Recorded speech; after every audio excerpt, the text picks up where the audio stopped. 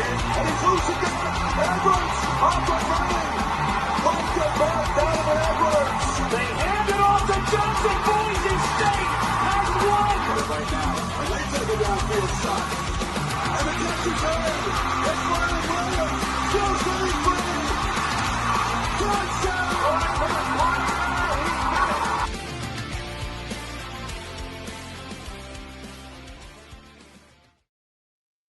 All right, everybody, welcome into another edition of the Gridiron Uncensored podcast. We are excited to have you on, and clearly we're talking some Tennessee Volunteer football on our season previews as we roll along through the SEC.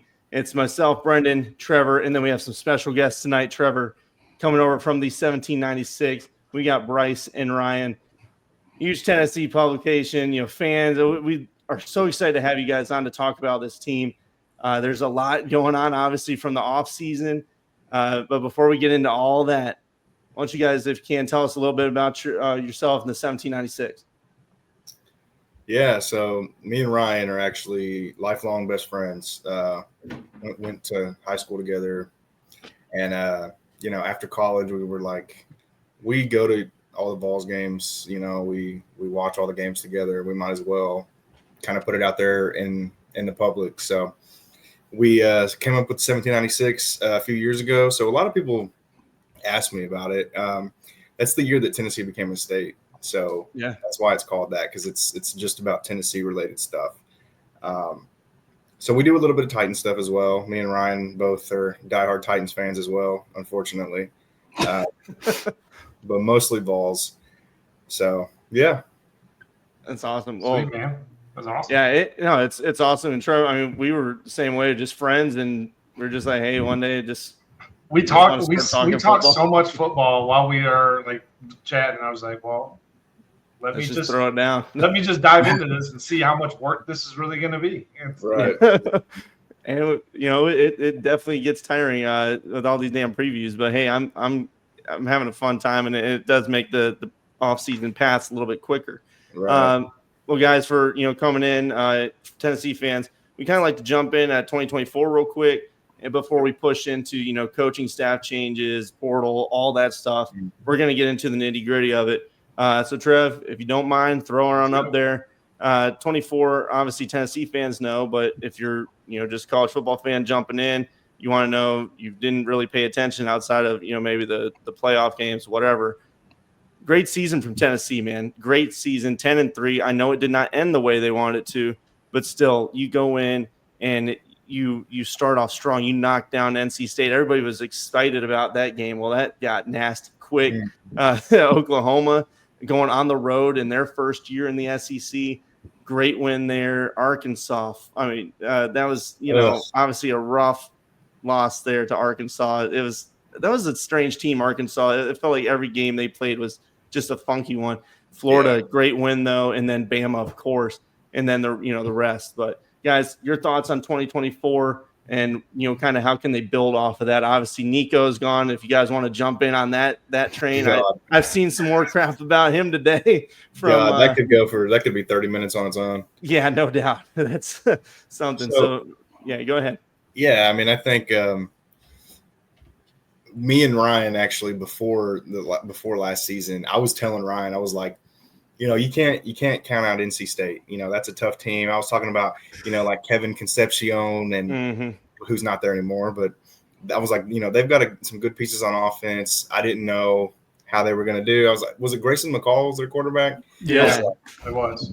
I was excited about him. He was a big pickup. I was like, wow, okay, all right. I mean, like on paper, like it wouldn't have surprised me for them to be like an 8-win team last year. We said we thought they were going to win the ACC. Honestly, yeah. I mean, obviously it didn't work out that way, but I was super nervous. Ryan, on the other hand, he was like, "Nah, we got it. It's nothing." I saw right through that facade. I mean, and Bryce is telling you about it. Like he can vouch for me. I was saying that late July that we were going to blow them out. So hell yeah, I love that, man.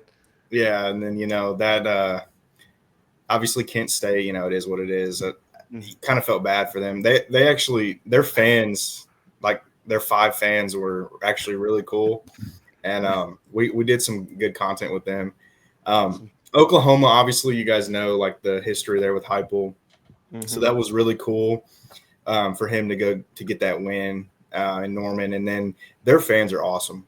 Like Tennessee fans don't get along with very many people, but Oklahoma fans are really, really cool. It's because of mutual hatred of Texas, but that's fair. Gotta be. That Arkansas game, though, I mean, God. So I don't know if you guys have seen me tweet about it, but Ryan knows my in-laws are big Arkansas fans, and they hate Tennessee, and they gave me so much shit. They were at that game, and it wasn't very fun. And Bryce, oh God. Yeah, that was and there was like a weird stretch in that game where like Taylon Green didn't even play, and that was just weird. Yeah, it really was, man. It was a very weird game. And Arkansas, like I said earlier, that a lot of their games last season were like that. I'm probably expected to be like that again this season for them. Sorry, go ahead. No, yeah, and then I think Ryan would agree with me. Like Florida and Bama, those are here in the past couple of years. We've just now got to the level again where we can beat these teams. And most of our life, those two teams were kicking our butts. And we still have to. There's still that vaunted win in the swamp that we'll probably talk about here in a little bit that hasn't happened in 20 years. That's frustrating. But, anytime you can beat two of your biggest rivals, that's great. And then, Kentucky, love to beat them. Mississippi State. Mississippi State is another one of those schools that, you just kind of – they're in a tough spot right now. Yeah. And then Georgia – I mean, it's Georgia. It's Georgia. It's a tough team to beat, man. That's a really tough team to beat. So UTEP, funny story about UTEP. So their coach was the coach at my alma mater. He left my alma mater to coach UTEP. So I was very happy that we pummeled them. Yeah. Love it. And then obviously beating Vanderbilt. I mean, that's always a good day. Foregone conclusion. The playoffs. So Ryan will probably. I don't think he'll disagree with me. I mean, it's been a while since we talked about it, but losing to Ohio State. I mean, obviously, I don't like the way it happened. Yeah. You wanted it to be a little bit more competitive than that, but not many of us in Nico's first year as a starter.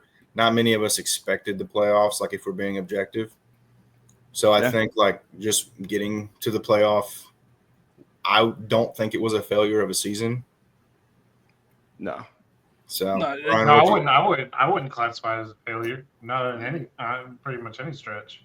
Yeah, it was far from a failure in my eyes. But that playoff game is the reason that Tennessee was just picked to finish ninth in the SEC. That's the reason everybody's kind of down on the team, in my opinion. Just that bad taste in your mouth from that game, which honestly was due to a kind of wonky system in the first year of the 12th team playoff. I mean, there's no reason that we should have been going to Columbus to play that game. So, yeah. No, I agree. I think the straight seeding is going to work a lot better. It was a funky thing. Then the whole Nico saga going on apparently during the, or before the playoffs. Yeah. So that adds into it. I mean, it was just a mess and just a perfect storm for, a rough loss there. But, you can build off of. I mean, that's a 10-win season. That's important. No matter how many people might want to downplay what happened at the end. 10 wins. That's crucial. You're moving on. And last year, I mean, you had the 15th ranked offense, the 6th ranked defense. So I mean, the number, and that's I know total offense. It doesn't tell the whole story, but it's still something that you can gauge yourself off of and growth. You have 51% returning production, and SP Plus from Bill Conley has you guys at 13th in the country going into preseason. So, I mean, the numbers are there to say, hey, this is still a strong team. Don't overlook them. Now, we know that the quarterback situation, all that's changed. We'll talk about that in a little bit. Transfer portal, or I guess coaching first, we'll bring up.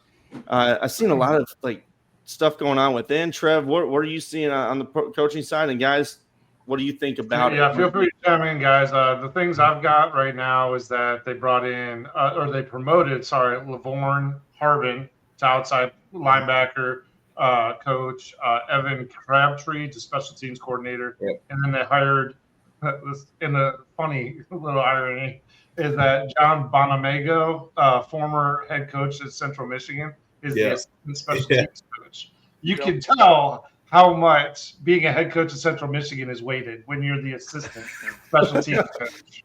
Damn, you had to do them dirty like that, Trev.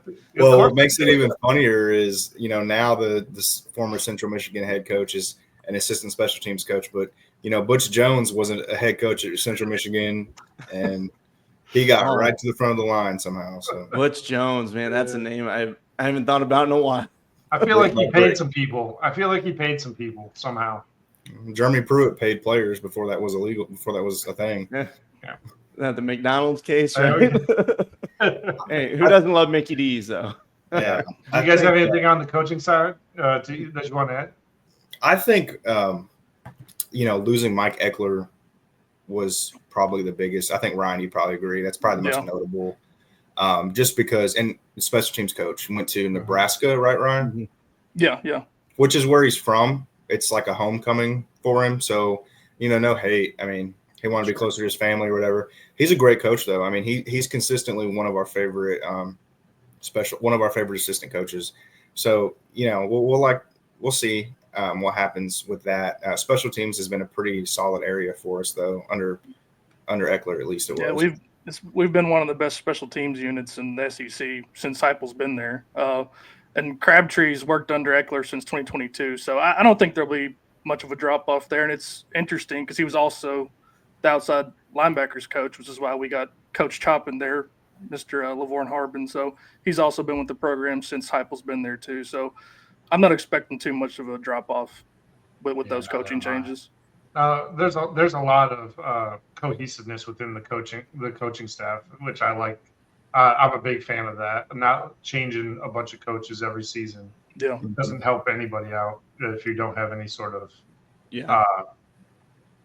I can't think of words right now. Continuity of the staff. That's the word. Thank you. Hey, dude. Now my brain's fried half the time too, man. I try to remember. I've got like 4 tenets of like how a pro playoff team. I can't remember them right now. But I was gonna say something, but then I forgot. So either way, there's coaching continuity, which is crucial. And then we'll talk about portal real quick. When you look at the portal class, and maybe the lack thereof, 81st in the country. But there's good pieces across the board. I was just kind of wondering, maybe they should have attacked more. What do you guys think on it? They got some D linemen off, interior linemen. One of the likely starters at the interior offensive lineman, but still. Yeah, as far as the portal goes for Tennessee under Heupel, it's very much quality over quantity, and that's been a pattern, which I know me and Bryce have talked about it. Like, I would rather attack the roster issues from high school than the portal anyway. I mean, there's a reason players are in the portal at the end of the day. Yeah. But, it's a good way to shore up spots, quick fixes. And we got 6 solid pieces. I mean, one guy, the Josh Shell from Grand Valley, I mean, he's kind of like a depth piece. But all the other 6, I think, are going to play. Bryce, if you want to get into the additions we got. Yeah, I mean, that's what I was going to say. Like, I don't think it's not the flashiest list by any means, but it's guys that 6 of them at least are going to probably play pretty big roles. I mean, one of them is going to be a starting quarterback. Yeah. One of them is going to be a starting guard, which I don't know if y'all have seen anything today, but there might be some weirdness going on with Boo Carter. No, I have not seen that. It's rumors. It's rumors. I'm not going to – there's some rumors that he's not really holding up his NIL end of the bargain. Yeah. So, who knows? Colton Hood, corner from Colorado, could end up playing a larger role than we think. Sure. Sam Pendleton's another interior lineman who has he played in some games at Notre Dame. Oh, yeah. Amari Jefferson, he didn't really see the field much at Bama, but, he's a Tennessee kid. So that's cool. Star Thomas from Duke. With Dylan Sampson no longer there, who knows how the backfield committee, what they'll do there. And, Wendell Moe, I think, is probably going to be a starting guard. So that's what I was reading that some of the projections I was having. I was like that there was only one returning starter on the offensive line, and everybody else is going to be transfers or true freshmen. And then I did want to get your guys' opinion on it because I know I have a pretty strong opinion on it, but the lack thereof of emphasis on the wide receiver position, I feel like is going to hurt Tennessee this year more so than any other year. but that's just my opinion. So this is my this is a fun topic for me because it's like the age old debate. It's kind of like the chicken or the egg type of debate where and I don't know, Dante Thornton. So he former Oregon guy who played for a couple years for us. So he's on the Raiders now, and he made a comment a couple months ago about how he doesn't think that Tennessee's system is the best for developing wide receivers. Okay. So there's a big debate between the fans about, are the receivers that we get just not very good? Or is it the quarterback play that's not very good? Is it the play calling? Like, what is it? Because if you look at the receivers that have come out of Tennessee in the past few years, like Jalen Hyatt, okay, like he dominated at Tennessee, but he hasn't done anything in the pros. Ramel Keaton, underachieved his whole time at Tennessee, hasn't done anything in the pros. Dante Thornton, who's to say? Who knows? I mean, he was a mid-round pick this year, but underachieved. I mean, he led the team in yards and he had like 500. Right. So, it's frustrating because we don't really know if it's the quarterback's fault. Is it the play calling? Are these guys just not that good? I mean, that's kind of the thing. So do you think it's maybe a lack of confidence in the wide receiver's abilities? I think it is from Heupel. That's my theory. I don't think that Heupel really trusts these guys, or he didn't trust Nico to fully open the playbook last year. Yeah, or that. Yeah, I think that's fair.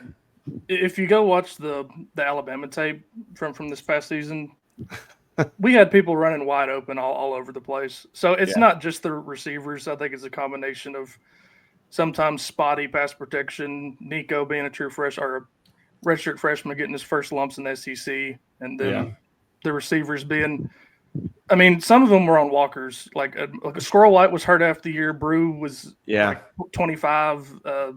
Thornton was hurt half the year and almost in a full body cast. I mean, I'm kind of excited for this wide receiver group. I know it's really young, but it's young, it's unproven, but there's some guys coming in. Just off the top of my head, Travis Smith Jr. is a high 4-star.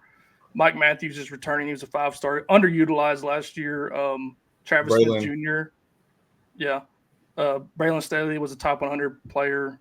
Rodarius Jackson. I mean, there's names that are going to look to make it to like just flash, and I'm excited for it. I'm so glad we're almost done with COVID years because I'm sick of having 25-year-olds on the roster who get spots just because they're old. Go ahead.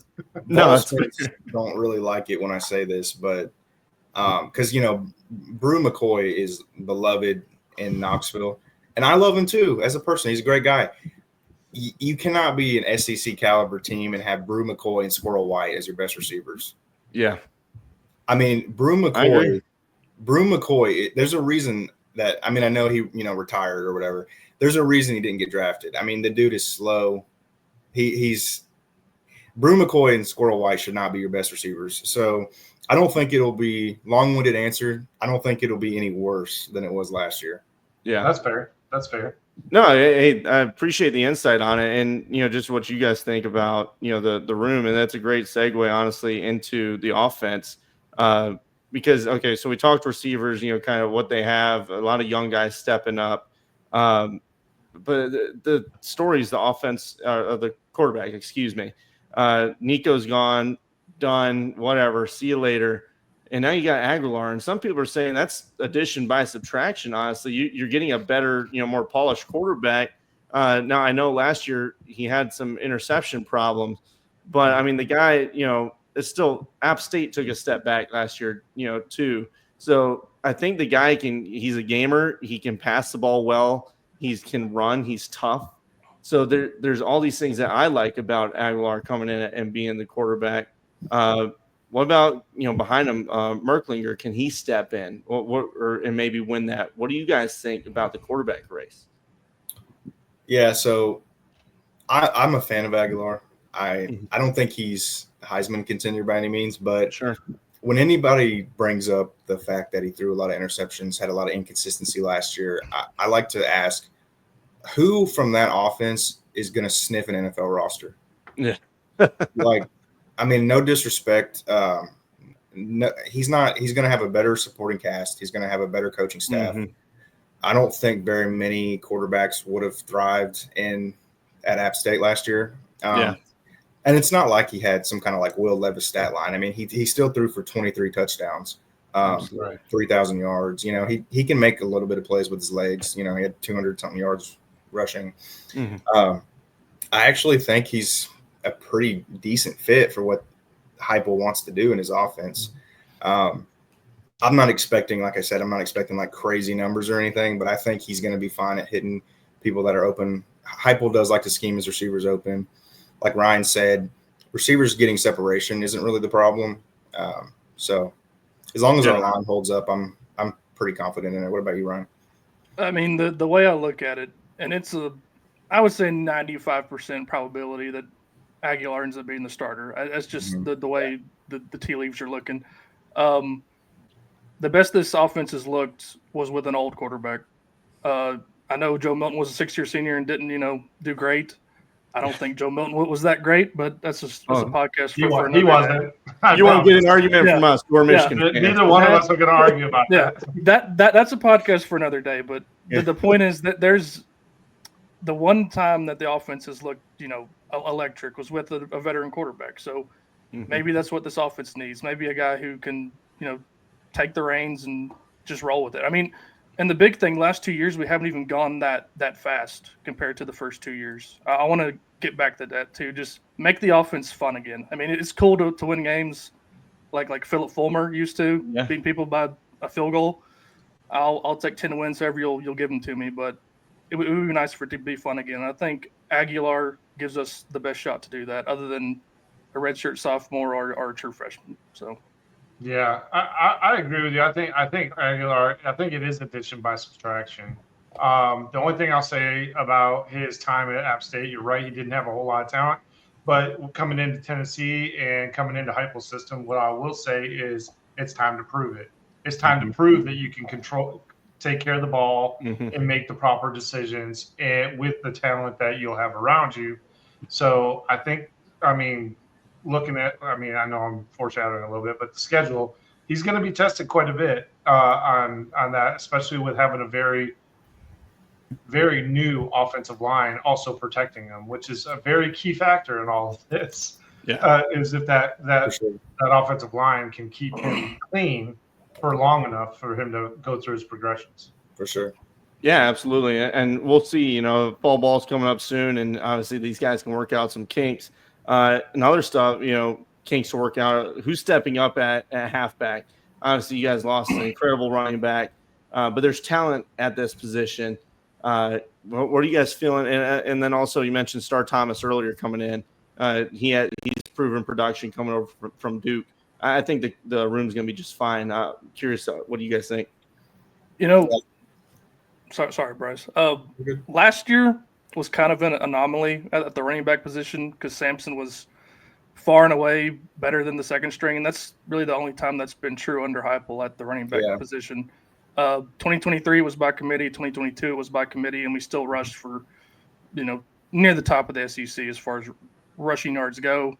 I think Bishop's going to be the lead back just because Heupel trusts him. I think Starr's coming in after that, and I think Lewis is going to be the third string guy. But all three are capable names. And even a name y'all probably haven't heard, Dwayne Morris from the Mid-State, a true freshman. He was a 4-star running back from Oakland High School and in Murfreesboro. He might even get some snaps, if one of those three don't step up. So, yeah, I think it'll be a committee led by Deshaun Bishop. He'll probably lead the season. I'd be shocked if he didn't end the season with the most carries, but Starr and Peyton, I think, will factor in quite a bit. Yeah. So now it is going to be an adjustment because, like Ryan said, Jabari Small, Jalen Warren, Jalen Wright. Sorry, who am I forgetting? Dylan Sampson. So you go from that. Those are Jalen Wright and Dylan Sampson had incredible seasons. They're both obviously in the NFL now, so it's big shoes to fill. Absolutely. Yeah, and they've got potential to do it. Trev, anything on that front? Nope. No, we already covered the wide receiver and pretty well. So, yeah, and the offensive line for that matter. Yeah, we've talked that tight end position I think is set as well. They picked up a couple of nice recruits plus a I think a transfer portal guy too. Yeah, so I feel like there's weapons, there's people that can fit in. It's just how does everybody step up? There's the talent is there. This is a talented Tennessee team. They recruit well. It's just, offensively, can they get things rolling with all these new pieces? Defensively, guys, if you guys ready to talk some defense? When I look at it initially up front, it looks stout out in the middle. I think the middle is going to be very, very strong on run defense again. But even, on the edges, you lost, Pierce, in the NFL, but you guys got there, Josh Joseph, stuff like that, that can still plug in and work really well. How do you guys feel about the front seven, even the linebackers too? What are your takes on this position group? Yeah, so obviously you're losing a lot of production. I mean, you have Omar Norman Lott. It's going to be a big spot to fill in. Elijah Simmons also gone. Like you said, James Pierce. It's going to be interesting to see. I mean, Jackson Moy, so he was a transfer get last year, and he kind of played sparingly in his first year here. I think he'll probably factor in more as like a nose, like a 3-tech type guy. Bryson Eason is a solid player. David Hobbs will get to I think he'll factor in pretty good. Ryan, do you think Tyree West or Dominic Bailey for that third line spot? Dominic Bailey has been there during Heupel's whole tenure, so he's going to play a lot of snaps. You already mentioned Moy. Tyree West, he's going to get snaps too. With the defensive line, I'd trust Rodney Gardner more than any coach on the staff, and that includes Heupel. Rodney Gardner was at Tennessee when we won the national championship. He was the reason we got a lot of those players, and he recruits like a killer and he coaches like a killer. I have no worries about the defensive line at all. Yeah.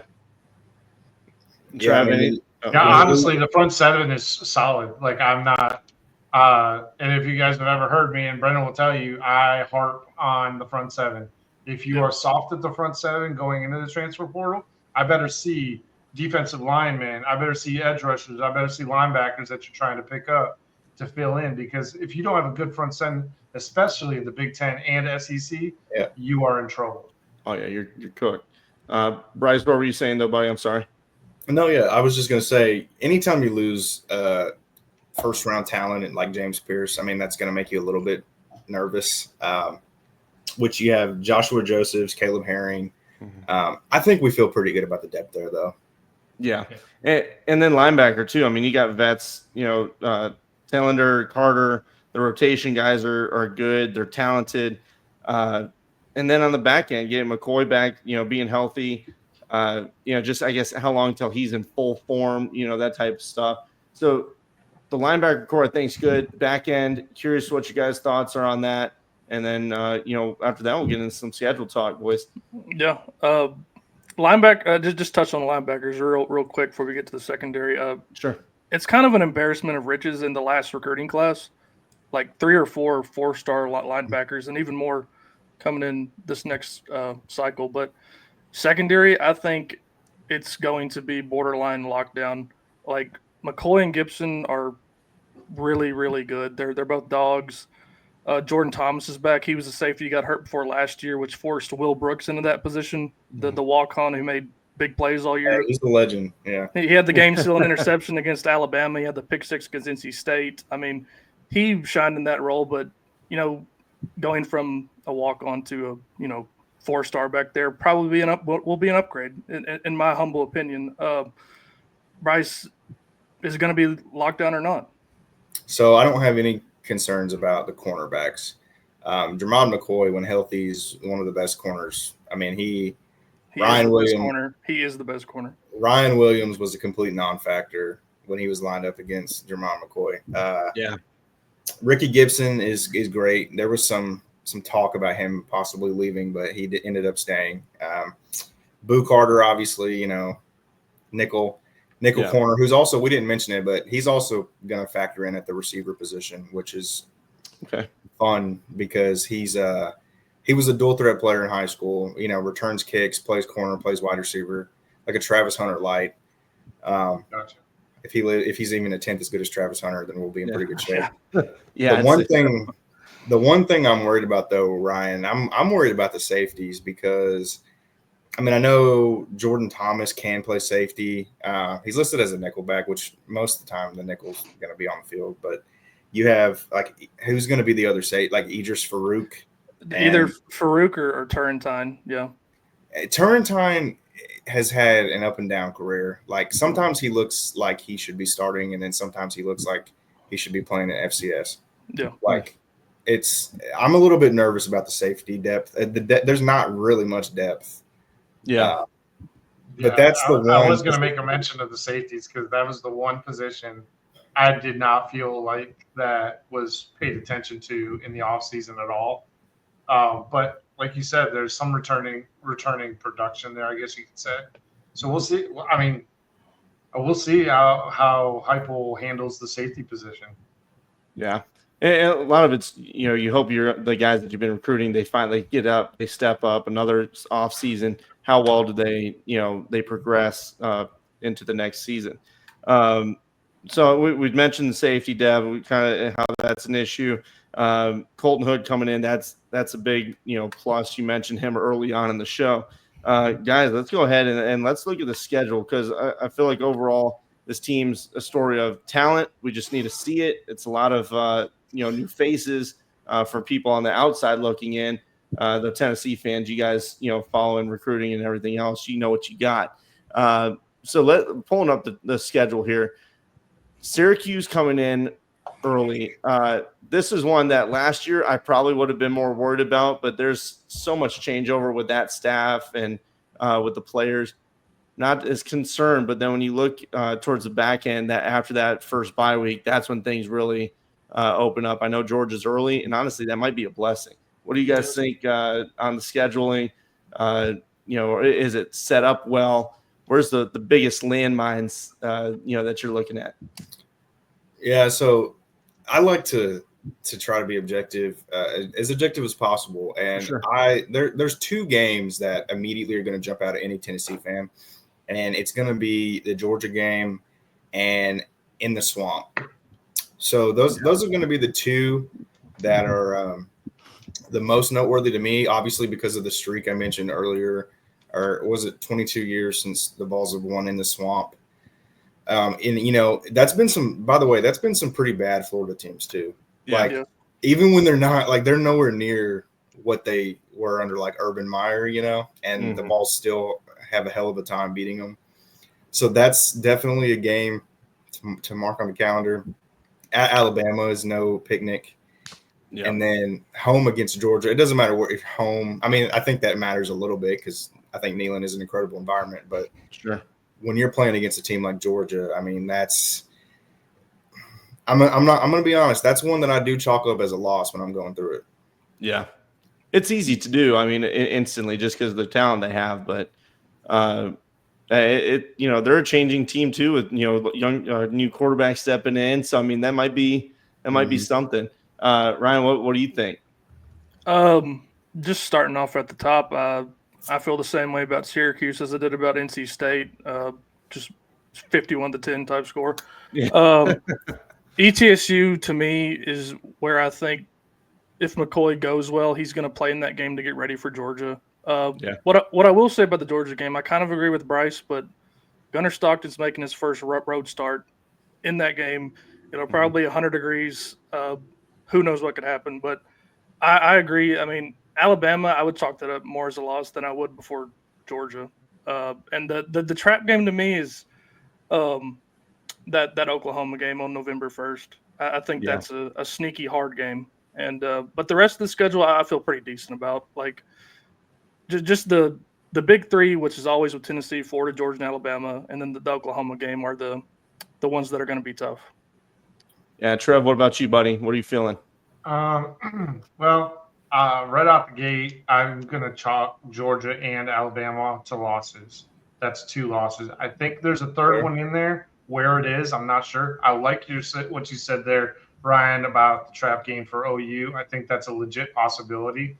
But I'm also looking at a potential, not necessarily trap game, but a problem game in Gainesville late in the season.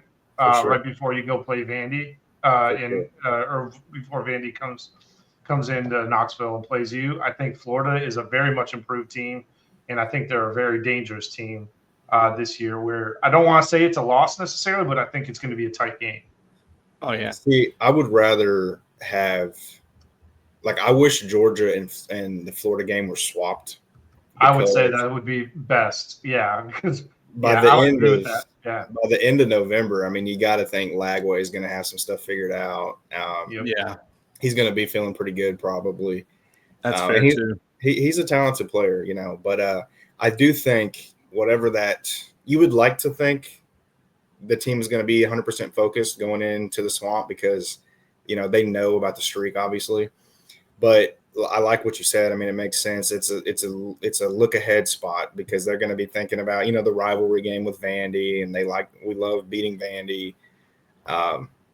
Sandwiched in between two games that you should win in New Mexico State and Vandy. I mean, I can understand what you're saying there. Yeah. Yeah. Brendan, go ahead. what was the over/under on that, by the way? Yeah, What's the over/under they got on Tennessee? Yeah, so the over/under sitting at 8.5, and again, this team returns 51% production. You know, Aguilar's he's a talented guy. You got a lot of things going for this program. It's just, again, can we see it? That's why I kind of like the way this is set up early, because Syracuse again is going through these changes. Georgia's got, you know, Stockton coming in. How does he, you know, handle the crazy crowd that's going to be there in Knoxville? And then you get the two, you know, UAB, ETSU, and then Mississippi State that's also trying to reform themselves. So I think that's a really winnable first, 5 games there. I could see a path of, 5-0 coming out of that. And I try to be really conservative with, my, floor and ceilings too. That middle section to me is the most dangerous. Bama, I know they've got, new quarterback situation, but by this point it should be more figured out. Kentucky, I think, is going to be a stronger team this year. I like what I see from them. Quarterback play, there's obviously the question, but it's got to be better than last year, I think. And then Oklahoma is going to be tough with Mateer, coming in. When I look at the floor, I've got 8-4 for this team, and then a ceiling of 10-2. And that's like, again, best case scenario, worst case scenario. Yeah. I think there's too much talent on this program to fall off like some people might be expecting. I'd probably lean towards, the 8 and 9 side, but it just all depends on how Aguilar comes in and if he takes off or, if he still has that turnover issue. But I don't think he will. I think it's totally fair. I mean, it's such an unknown right now. I mean, it's the most important position in the game, and you don't know what you're going to get. So, yeah. It's going to be a really interesting season to watch for this Tennessee team. I'm excited for them. Again, if I'm a fan, I temper expectations a little bit. I think coaching staff and everything, they're building something good there. They're recruiting well. They're in on a lot of top prospects. It's just the things feel like they're going in the right direction. So we'll see what happens this season. So it sounds to me like everybody's taking the over on Tennessee at this point. Yeah, 8.5. I could see 9 for sure. I would take the over, but I'm not like putting my mortgage on it. Yeah, that's fair. See, the thing about the over just by slightly because I think it's a 9-3 season for them. Yeah, that's fair. The thing about Heupel is he's done so much good for the program. Like, I do not see us going worse than 8-4. But to get to 10-2, you're going to have to not have the what the hell just happened game that he's had in the last 3 years. Right. In 2022 was South Carolina game. 2023 was Missouri, got blown out when that was supposed to be a close game. And last year was the Arkansas game. So just win one of the big three, Georgia, Alabama, or Florida, and avoid that game, and you get to 10-2. But he hasn't more than likely spotted in Atlanta. Yeah, I mean, it's it's very much that I was going to go to your stat, Bryce. This is the first time since we had Philip Fulmer's coach that we've been above a 50% blue chip recruit ratio. Oh, so yeah. The talent's there. It's just young and unproven. So it might not come to fruition this year. We're probably looking at 8 to 9 wins unless we have a complete disaster, but we're set up good for the very near future. So I don't know how much you guys have seen, but I mean, at least there's two factions of Vol fans. So there's the Nega Vols, which is about 85% of all Twitter. Yeah. And then the 15%, which me and Ryan are closer to, would be the Vols or the Sunshine Pumpers. Yeah. Sunshine Pumpers, I love it. Yeah, I don't think it's. I love it. I think it is totally acceptable to have a 9-win season this year because you look at next year, you have Faison Brandon, one of the top quarterbacks in the class. You have George McIntyre, who's a true freshman this year, was a 5-star at one point. Yeah. Like, the future's bright. So even if Joey Aguilar comes in and has a very mediocre season, gets us 8 or 9 wins, I don't think. I mean, they will be. They will be melting down if that happens. Trust me, they will. But they shouldn't be. I think it's totally acceptable to have an 8 or 9 win season, kind of like we're talking about 8 or 9 win, like 8-4. We would consider that like a reset year. There's a lot of programs who would kill for an 8-4 season. Oh, I can think of a couple. Tennessee fans would have killed for an 8-4 season 5 years ago. I mean, absolutely. It's just. It's Remember just, where you're at. I mean, it's all about perspective. You know. That's right. I agree with that. So can I ask you guys something? Yeah, Sure. man, fire away. So from an outsider perspective, you're unbiased here. What did you guys think of the whole Nico dilemma? I think he's a fucking idiot. Okay. We're on the same page then, Hey, between him and his dad, it's just so much BS, man. And to me, you remove a cancer from the squad, the locker room, nothing you have to worry about anymore. That's a UCLA problem. They got his little brother too, from Arkansas. I said that in the Arkansas, preview that we did. Like, hey, you guys dodged a freaking bullet. Blessing man. in disguise, yeah, for sure. Yeah, it's ridiculous, and I don't mind, guys like, wanting some money and like all this stuff. But no, I didn't mind him wanting money, but when they said no, and then he went to UCLA and took less money than what he was already getting at Tennessee. I'm like, you can't. So he fumbled multiple bags. This is mostly speculation here. I have it on pretty good authority that Big Nick went to Oregon and wanted. Big Nick was under the impression that Oregon was going to want him and was going to pay him a pretty penny to come play. And Dan Lanning, instead of doing that, Dan Lanning called Josh Heupel and said, "The quarterback's looking around." So we love Dan Lanning. That's a real stand-up move. I don't have a problem with the guy wanting to get paid, especially in this day and age. I mean, I think if you're the leader of an SEC program, you deserve to get paid. But I can be objective about it now because he's not on the team. He really wasn't that great last year. That's what I was going to say too, is this all comes out after the Ohio State game, and everybody rightfully is, flaming this guy online. Like, you're wanting this type of money. You should have won the goddamn game. I mean, did you see your passing stats against Ohio State? If you want to be treated like a top echelon quarterback, you better make no mistake. I guess, I mean, I don't know what brought that on. If it was Underwood that brought that on, that he got that big bag from Michigan or whatever. If that's what brought it on, that's fine. But the bottom line is they're paying him for production, and that money is to span over 4 years. If he decides to leave after 3, he only gets a portion, not the whole thing. Yeah, it's not all up front. No NIL is all the way up front.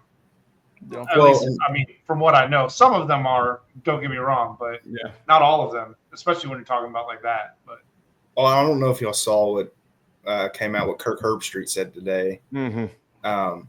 But okay, so Big Nick he had a problem with the talent around Nico, so then they go and choose UCLA. I mean, I don't think a single person on earth would look at those two rosters and be like, UCLA is in a better position. I mean, he's going to be playing in front of like 380 fans.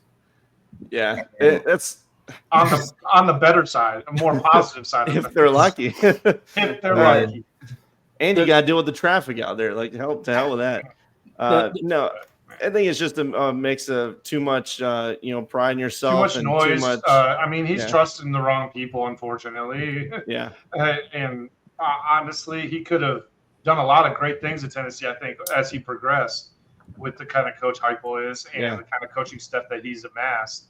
But it's unfortunate that it's all about the money instead of getting to the league. Because really, I mean, I think I heard, and I'm not a big fan of him, but I heard Cam Newton talking about this a while back, is that he's just like, why are we worried about money when you're in college? All the money is waiting for you in the NFL. All you have to do is perform at elite level, and you will get drafted in the first round and make multi-millions of dollars on that and sponsorships. So I agree with Cam Newton on that, and I really think that he made a huge mistake, but I think Tennessee's better off. I mean, it's cliche to say it, but I want them to care about more than the money. I mean, I know that the money's a thing, and I know, especially in this day and age, like you have to have a competitive NIL. You have to compensate them or somebody else will. But at some point, like you guys at Michigan, like you don't want them only to come to Michigan for the money. Like, and they don't. That's the kicker is Michigan, along with Tennessee and a few others, they have the bags. Yeah. If you're ready to do the work, right, and you're ready to put in the time with the team and everything like that. Well, like when they come to Michigan, you want your guys, you want the game to mean something. Mm-hmm. Like you don't want them to just be like, well, you know, I got $6 million in the bank, so exactly. You don't. They're like mercenaries, you know. That's why people like college sports, because it's about the logo on your chest. It's not, you know, oh, this team offered me the most money, so I came here. I don't really care. Like it's about making connections in the community, like caring about this long after you're gone. Absolutely. And if there's a player who isn't bought in, I mean, call me biased, but if you can play for Tennessee, run through the power T, have 100,000 crazy rednecks screaming, I mean, it's a great environment. I don't know how you could not be bought in. Like, how could you play at Neyland and be like, I'm going to go play at the 75% empty Rose Bowl? Yeah.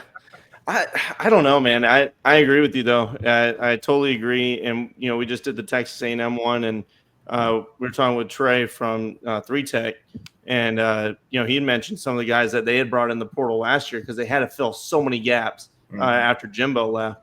And he was like, down the stretch after they had already lost a couple, it felt like the guys that they brought in just weren't – they were like, okay, well, it's done. Like, what the hell is the point now? They weren't tackling well. They weren't showing out like they did early in the season. And you don't want that. And that's why, like, with Tennessee's portal class being small, there's not a problem. It was just kind of like, okay, maybe they could have attacked 1 or 2 more spots, but you want guys that fit the culture, that are going to buy into your program.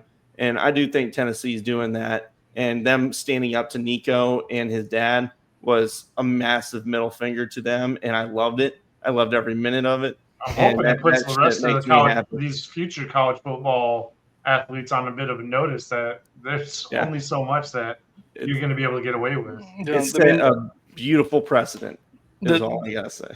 The more you cave to the people wanting money, the prima donnas, I mean, where does it end, you know? Yep. And the last thing I'll say about Nico, I'm sick of talking about it. We've talked about it for 4 months. Amen. But the nerd journalist at SEC Media Days who just picked Tennessee to finish 9th, they're acting like Nico was the glue holding the team together when the roster is still uber talented. Yeah. And when you give a team that chip on their shoulder going into a season, who knows what can happen, especially with the same schedule as last year, just home and away flipped. Yeah. It wasn't a hard schedule last year. It might be a little bit harder this year going with Alabama and Florida on the road, but I'm looking forward to watching the Vols this year, and that's where I'll leave it. Hey, great combo, guys. Bryce, you got anything else? We'll start wrapping her up. Yeah, just one more thing. Last thing with Nico, if you go back and watch the film, watch the games from last year, objectively, there's probably 2 or 3 games at least that we lose without Dylan Sampson, not Nico. Yeah. Like Dylan Sampson single-handedly won us a couple games and our defense. So not saying Nico was a bum. I don't want to be like that guy. Like, oh, he's not on our team anymore. He sucks. Like, I'll say it. I think Dylan Sampson leaving has just as big, if not bigger, of an impact than Nico leaving. Well, outside looking in, I agree with you. The guys, I mean, he's got talent. He just, it wasn't anything special compared to other things that I've seen, from young quarterbacks. But guys, we appreciate you coming on. Great conversation tonight. Tennessee fans, I hope you enjoyed the episode. Please subscribe and share to all your buddies. It mean a lot to Let's us. get the And, comments going. Everybody start Yeah. chatting it up. I want to Oh, hear we'll it. get yeah, they throw it down there. But guys, we truly appreciate you coming on. It was Yeah, great thank you so having much, you. guys. We appreciate it. Where Anytime, can man. Blast. anybody else listening that maybe not be Tennessee fan but just likes ball? Where can they find you? Like what you're at, that type of stuff. Yeah, so on X or Twitter, I still call it Twitter, Same. at 1796. And then on YouTube, if you type in the 1796 Sports, you'll find us. And there's stuff that non-Tennessee fans will like too. We've been doing a lot of tier lists recently. We did one, we ranked all of the logos in the FBS. So a lot of fun tier list stuff like that, not just Tennessee stuff. So yeah, it's great stuff on there. I love getting to talk with you guys on there too. And hopefully we maybe have you on during the season too. Absolutely. Anytime, man. It was a pleasure being on. All right, y'all. We'll take care. Guys, have a good one. Enjoy the previews. We'll see you around. Take it easy.